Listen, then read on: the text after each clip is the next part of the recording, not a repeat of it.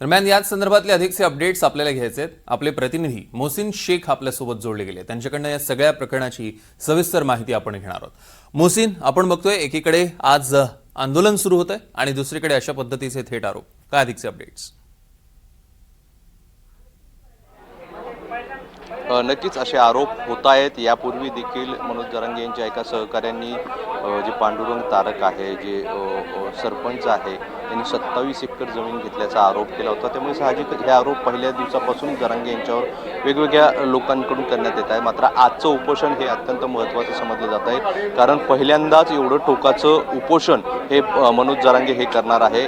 रखरखत्या उन्हात खाट टाकून ते बसणार आहे आणि 10 वाजता या उपोषणाला सुरुवात होणार आहे। आता मी जिथे उभा आहे ते अंतरवाली सराटीतील हे मंदिर आहे, जिथे आणि त्या परिसरातलं हे परिसर आहे, तिथे नेहमी ते आंदोलनाला बसतात। माझ्या पाठीमागे जो व्यासपीठ आहे, इथेच त्यांनी अनेक उपोषणं केली आहेत, आंदोलनं केली आहे। मात्र यंदाचं उपोषण हे रखरखत्या उन्हात आणि एका शेतात असणार आहे। ते स्पॉट कोणतं आहे हे अजून कन्फर्म झालेलं नाही आहे। त्याबाबत कोणती गुप्तता ती आहे ती मोठ्या प्रमाणात पाळण्यात आलेली आहे। त्यामुळे हे आंदोलन कशा पद्धतीने आणखी तीव्र होऊ शकतं हे पाहणं देखील थोडं महत्त्वाचं असणार आहे, कारण जरांगे यांनी स्पष्ट केलेलं आहे की यावेळचं माझं हे शेवटचं उपोषण असणार आहे आणि टोकाचं उपोषण असणार आहे। त्यामुळे कालपासून शिष्टमंडळ हे मनोज जरांगे यांच्या भेटीसाठी येताना आपल्याला पाहायला मिळतंय।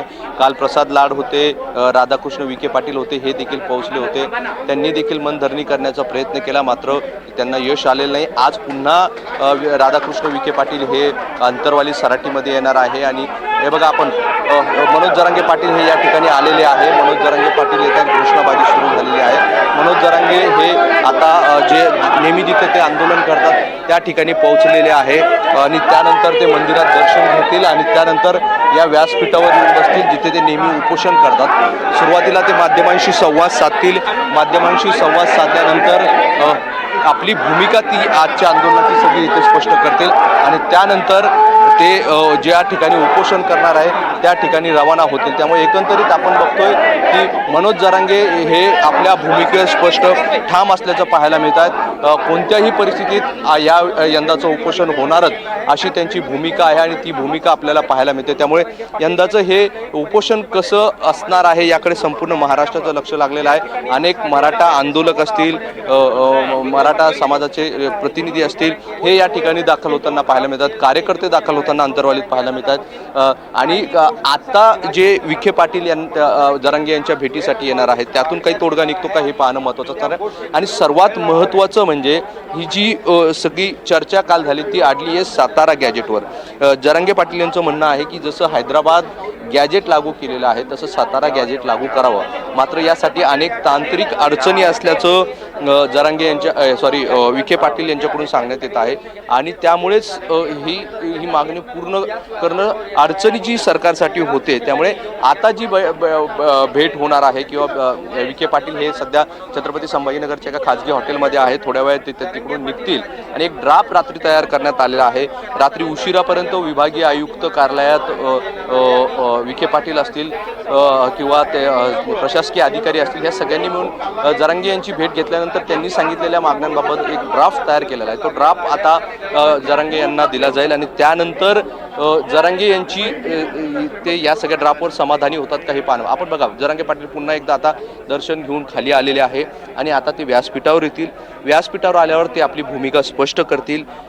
उपोषणाबाबत काय भूमिका आहे किंवा शिष्टमंडळ आज भेटायला येणार आहे, त्यांच्यासोबत रात्री आणखी काही चर्चा झाली का, नेमका ड्राफ्टबाबत काय आहे, काय घडामोडी घडतात किंवा किती मागण्या मान्य झालेल्या आहे, अजून किती मागण्या अपूर्ण आहे, या सगळ्या गोष्टी या चर्चेतून समोर येतील। मात्र अत्यंत महत्त्वाचा मुद्दा आहे तो म्हणजे सातारा गॅजेटचा, कारण मुंबईत आंदोलन केल्यानंतर हैदराबाद गॅजेट लागू करण्यात आलं होतं, जे मराठवाड्यासाठी महत्त्वाचं समजलं जात होतं। मात्र आता सातारा गॅजेट देखील लागू करा। सातारा गॅजेट जर लागू केलं तर महाराष्ट्रातील जवळपास सर्वच मराठा समाजाला, खास करून सोलापूर कोल्हापूर भागातील सगळे जे मराठा बांधव आहेत त्यांना या आरक्षणाचा लाभ होईल अशी भूमिका मनोज जरांगे यांची आहे आणि त्यामुळे सातारा गॅजेट हा त्यांची प्रमुख मागणी या आंदोलनात आपल्याला पाहायला मिळते। आता सातारा गॅजेट हे खरंच सरकारकडून याबाबत काही GR काढला जातो का हे पाहणं महत्त्वाचं असणार आहे।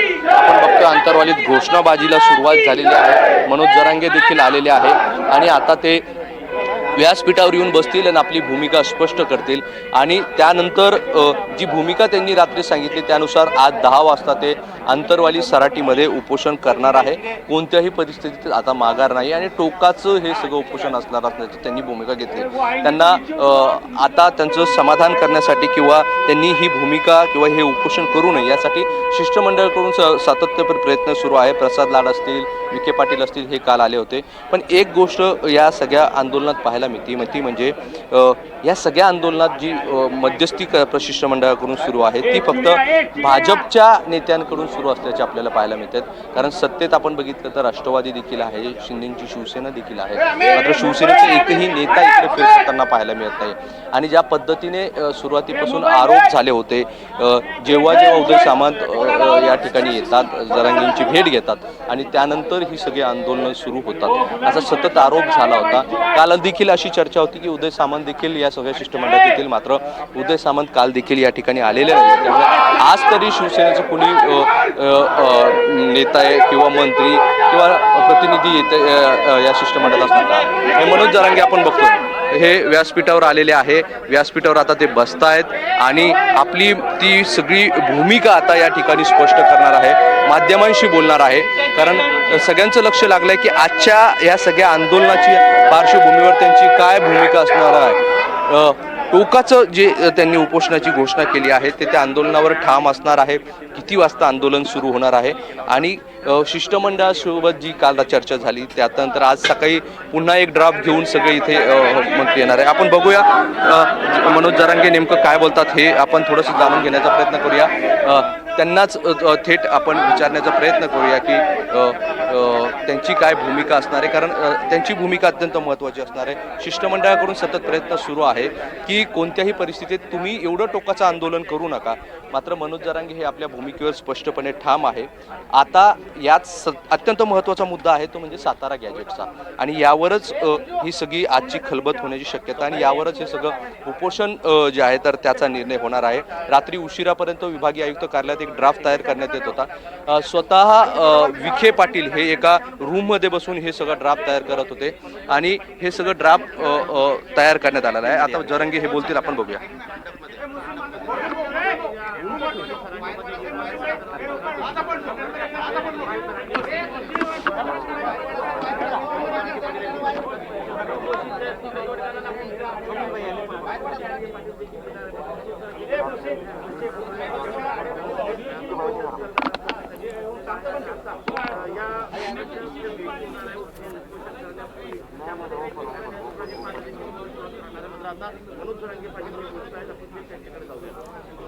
तर आपण बघतोय की मनोज जरांगे पाटील आपल्या उपोषणावर ठाम आहेत आणि आता ते अंतरवाली सराटीतनं थेट माध्यमांशी संवाद साधणार आहेत. नुकतेच ते अंतरवाली सराटीत पोहोचले, त्यांनी छत्रपती शिवरायांना अभिवादन केलं आणि अद्यापही ते आपल्या मागण्यांवर ठाम आहे आणि रखरखत्या उन्हात ते उपोषण करणार आहेत. मात्र तत्पूर्वी आता ते माध्यमांशी संवाद साधतायत.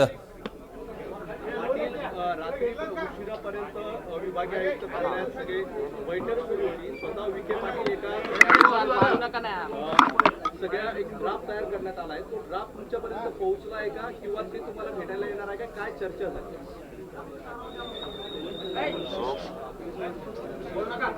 भेटायला येतील,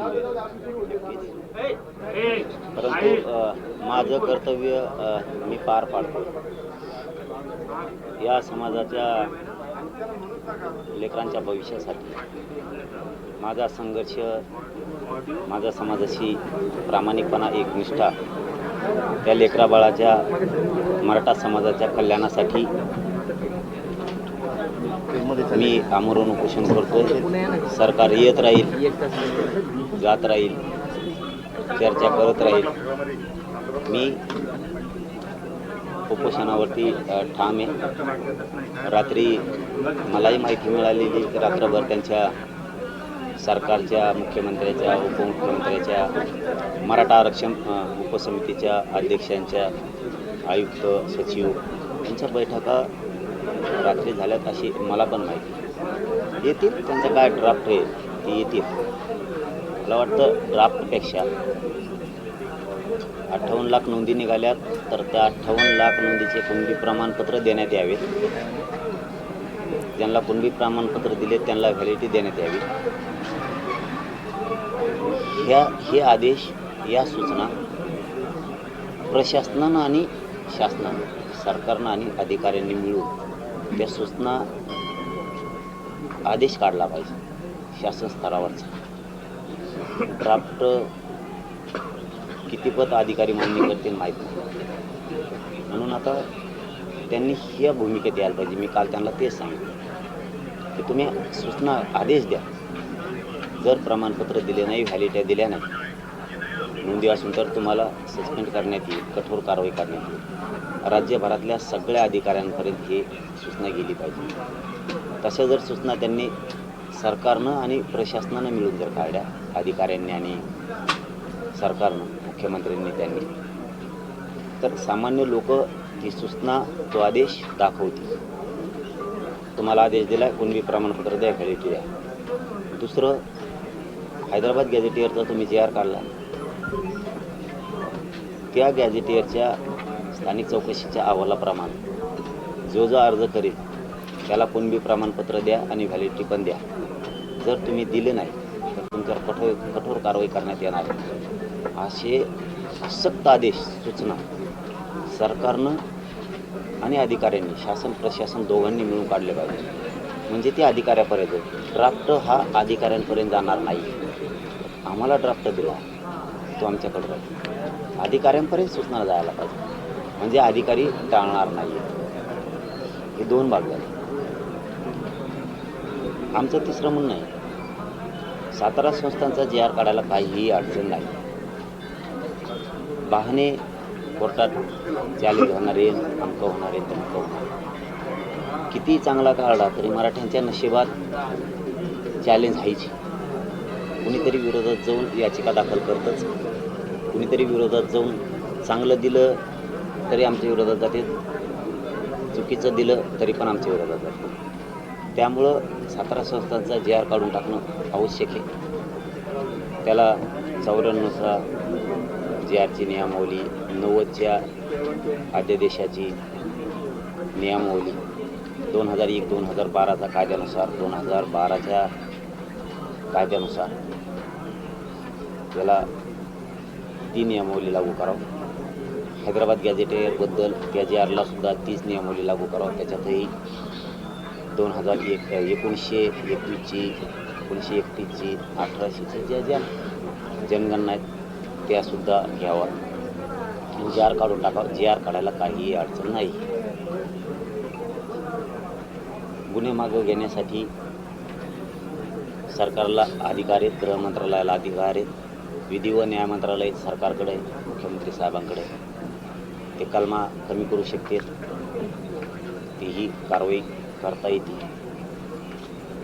बलिदान गेलेल्या कुटुंबांचा विषय तो तसं त्यांच्या हातातला आहे. सारथी महामंडळ याच्याबद्दल आपण बोललो, बार रोज काय बोलायचं, तेच विषय पुन्हा. मराठा आणि कुणबी मंत्रालय स्थापन करणं, एकदा मुख्यमंत्र्यांनी फक्त घोषणा करायची, त्यात काय मोठा विषय नाही आहे. मराठा आणि कुणबी मंत्रालय स्थापन करण्यासाठी कशाचीच आवश्यकता नाही. शिंदे समितीला मुदतवाढ देऊन नोंदी शोधायला लावायच्या. या जवळपास आपण सगळ्या मागण्या सरकारकडे दिल्या. आता मला वाटतं त्यांनी ड्राफ्ट हा आमच्यासाठी नाही, हरकत नाही, ड्राफ्ट दिला तरी आम्ही स्वीकारू, पण सरकार स्तरावर सूचना जाणं लय गरजेचं आहे. प्रत्येक कार्यालयाला, अधिकाऱ्यांना त्या सूचना त्यांनी काढा. काल कच्चा ड्राफ्ट तुम्हाला दाखवण्यात आलाय का? सातारा गॅजेटचा जो विषय आहे, तुम्ही जे म्हणताय सातारा गॅजेट लागू करा, बाकी सगळ्या मागण्यांबाबत ते पण शिष्टमंडळ समाधानकारक दिसते. मात्र सातारा गॅजेट जर लागू केला तर कोर्टात चॅलेंज झालं तर हैदराबाद गॅजेटबाबत देखील काही चुकीचा निर्णय येऊ शकतो, अशी सगळी चर्चा आहे किंवा अभ्यासकांचं म्हणणं आहे. तर त्यामुळे हे सगळं सातारा गॅजेट कोणचे अभ्यासक म्हणले? अभ्यासक कोण म्हणलंय का? आशात म्हणलंय का असं म्हणतो मी, अडवून अधिकाऱ्यांचं मला वाटलं अभ्यासक म्हणलंय. हा, म्हणजे ते अधिकारी म्हणजे ते अभ्यासक त्यांचे होते, त्यांचं ऑफ द रेकॉर्ड असं म्हणणं आहे. आपले जे अभ्यासक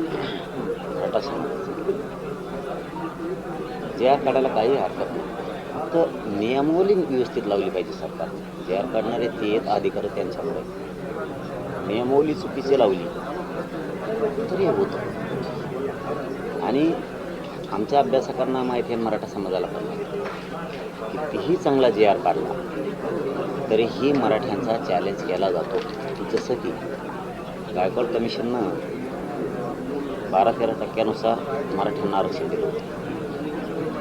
मराठा समाज मागासिद्ध करून चॅलेंज केलं. आता 10% सुद्धा BC चॅलेंज केलं. मराठ्यांचं काही पण चॅलेंज होणार लक्षात ठेवा. तुम्ही आत्ता काढला तरी चॅलेंज होणार आहे, तुम्ही 1 वर्षांनी काढला तरी चॅलेंज होणार आहे. कारण मराठ्यात जळणारे तेवढी संख्या आहे. मराठा समाज मोठा होऊ नये अशी संख्या खूप आहे. म्हणून ते कधी होणारच. 2001चा 2012चा कायद्याची नियमावली लागू करायची, 1954च्या JRची नियमावली त्याला लागू करायची, 90च्या JRची करायची. काय होत नाही. तुम्ही आता उपोषणाला बसणार आहात की ते मंत्री येत आहेत त्यांच्या चर्चेनंतर मग निर्णय घेणार? आणि उपोषणाला जरी बसलं तरी मंत्री महोदय येणारच आहे, नाही बसलं तरी पण येणारच आहे. आम्ही असं म्हणलोत का की आम्ही उपोषणाला बसतो, आम्ही आंतरवालीत तुम्ही यायचं नाही असं म्हणतोय का? उपोषण सुरू झालं तरी त्यांनी यावं. म्हणजे 10ची वेळ तुम्ही पाहणार? मी हटतच नाही. पाहणार म्हणजे मी हटणारच नाही. फक्त सरकारला, मुख्यमंत्र्यांना, विशेष करून देवेंद्र फडणवीस साहेबाला सांग, एकदा हल्ला झाला तो बचा. पुन्हा पुन्हा त्या प्रयोग करण्याच्या भानगडीत पडू नका. असं तुम्हाला वाटतंय परत? दुसरं काही करू शकत नाही. न्याय देण्याच्या भूमिकेत त्यांनी यावं, त्यांना लागलेले डाग त्यांनी पुसावे. मी आज प्रामाणिक सांगतो, आडवं बोलत नाही, सरकारला पट्ट्यावर घेत नाही, वाईट बोलत नाही. माझं सांगणं आहे, एकदा आमच्या आई बहिणीला याच ठिकाणी रक्ताच्या थारोळ्यात पडताना आम्ही बघितलंय. ते कर्तृत्व तुम्ही केलेलं आहे. डागं पुसायचं शिका मराठ्यांना देऊ. त्यामुळं पुन्हा त्या भानगडीत आता पडू नका की आम्ही हल्ले करू, पोलिसांना लाठीचार्ज करायला लावू. तर ते तुम्हाला राज्यात जड जाईल. ते तुम्हाला राज्यात अति जड जाईल. अति जड म्हणजे पुन्हा आंदोलन तुम्हाला थांबणारच नाही.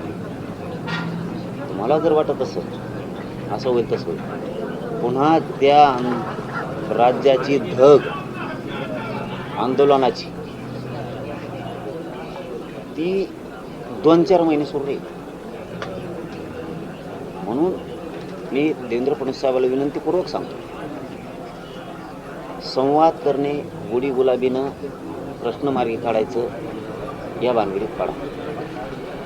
तुम्ही लाठीचार्ज करणार, हल्ले करणार आणि गरीब मराठ्यावर अन्याय करणार, मोकळं करणार, ह्या भानगडीत अजिबात पडू नका. राज्यातला कुठलाच कोपरा मोकळा राहणार.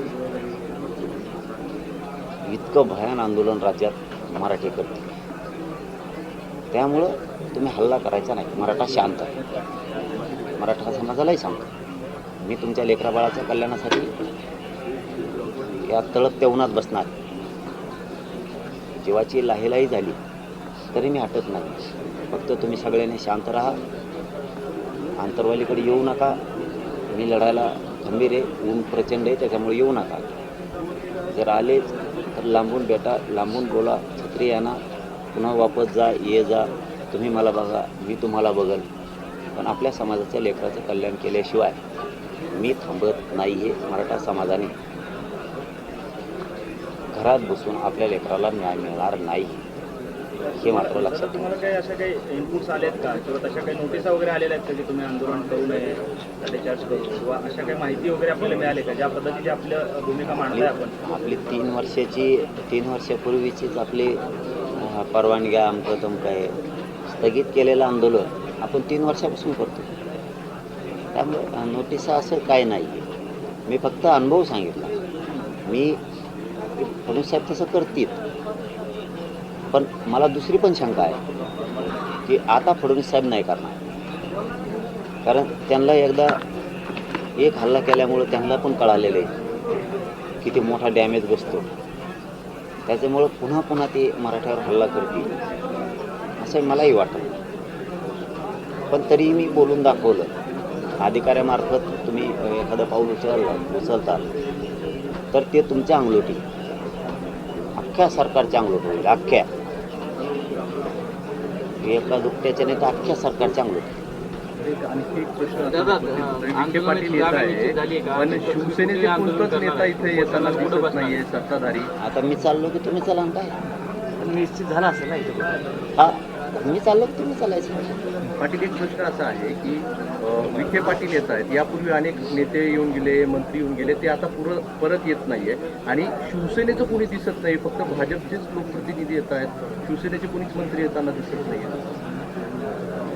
मला वाटतं मला नाही त्या भानगडीत पडायचं, त्यांचा अंतर्गत काही असू शकतं, पण मला त्यात नाही. भाजपच्या मंत्र्यांनी मराठ्यांचं कल्याण करू द्या, मग शिवसेनेच्या राष्ट्रवादीच्या करू. मला माझ्या समाजाच्या लेकराबाळाशी देणं घेणं. त्यांनी GR काढावे, भाजपने काढले तर काय ताणे आम्हाला, काय अडचण नाही. शिवसेनेचंच पाहिजे पण राष्ट्रवादीत पाहिजे असं काय नाही. त्यांनी GR काढावे आणि गोरगरीब मराठा समाजाला न्याय द्यावा.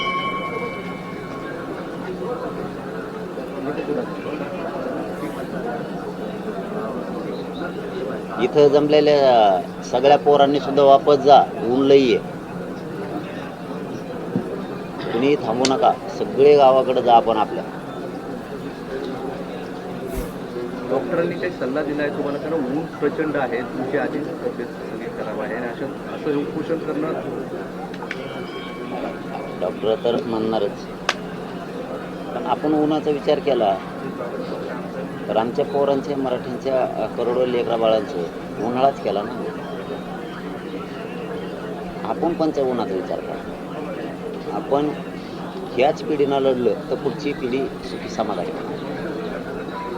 आपण जर लढलो नाही तर आपल्या नातवाचं, आपल्या पोरांचं, पोरींचं वाटोळं होईल. याच पिढीला कठोर आणि कणखर व्हावं लागेल एकजुटीसाठी, याच पिढीला तरच न्याय मिळेल.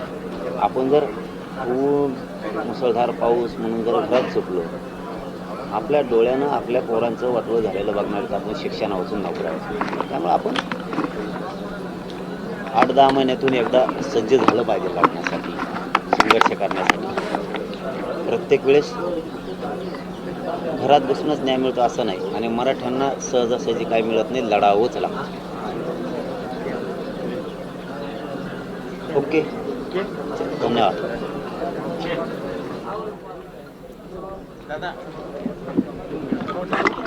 तर आपण बघितलं मनोज जरांगे पाटील आता आपल्या उपोषणावर ठाम आहेत आणि आत्ताचं हे आमरण उपोषण असणार आहे. रखरखत्या उन्हातलं मराठ्यांच्या GRला त्यांनी आव्हान दिलंय आणि आता एकदा आमच्यावर हल्ला झालाय, परत असं करू नका असा इशारा त्यांनी दिलाय. मराठ्यांच्या याच पिढीनं आता कठोर आणि कणखर व्हावं, ऊन वारा पाऊस कशालाही घाबरू नका असं आवाहन मनोज जरांगे पाटलांनी केलंय. या क्षणाची सगळ्यात मोठी आणि महत्वाची बातमी आपण बघतोय. मनोज जरांगे पाटील अजूनही आमरण उपोषणावर ठाम आहेत. मी मागे हटणार नाही, मी दिल्या शब्दाला जागणार आणि 10 वाजल्यापासून रखरखत्या उन्हात उपोषण सुरू करणार असा पुनरुच्चार त्यांनी केलाय. सरकारनं मनधरणीचा प्रयत्न केला तरीही मनोज जरांगे पाटील आपल्या उपोषणावर ठाम आहे. आज पुन्हा एकदा सरकारचं शिष्टमंडळ येऊन भेटण्याची शक्यता आहे. मात्र माझं उपोषण हे मराठा समाजासाठी असल्याचं म्हटलंय. कुठल्याही सरकारनं ते करू दे, कुठल्याही पक्षानं ते करू दे, मला माझ्या समाजासाठी उपोषण करायचं आहे, मला माझ्या समाजासाठी लढायचं आहे आणि जोपर्यंत मागण्या मान्य होत नाही तोपर्यंत मागे हटणार नाही अशी भूमिका जरांगेंनी घेतली आहे.